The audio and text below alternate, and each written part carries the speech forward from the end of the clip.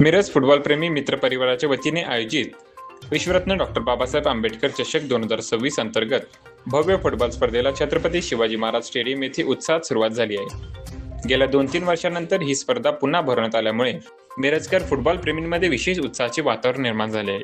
सामन्याच्या दुसऱ्या दिवशी सामाजिक कार्यकर्ते सादिक भाई बुजुर्ग यांच्या हस्ते उद्घाटन करण्यात आले।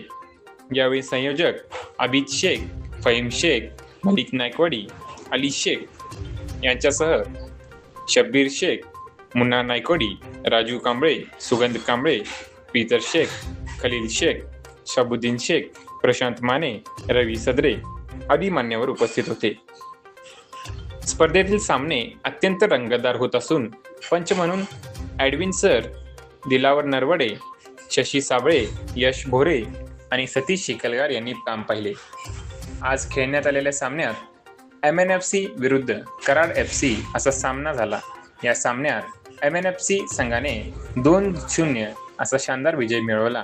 15 एप्रिल 2026 ते 19 एप्रिल 2026 या कालावधीत सुरू असलेल्या या स्पर्धेत मिरज, सांगलीसह इतर जिल्ह्यातील संघांचा मोठ्या प्रमाणात सहभाग असून सामने उत्साहात सुरू आहेत। नागरिकांचाही मोठा प्रतिसाद लाभत असून प्रेक्षकांची उपस्थिती लक्षणीय आहे।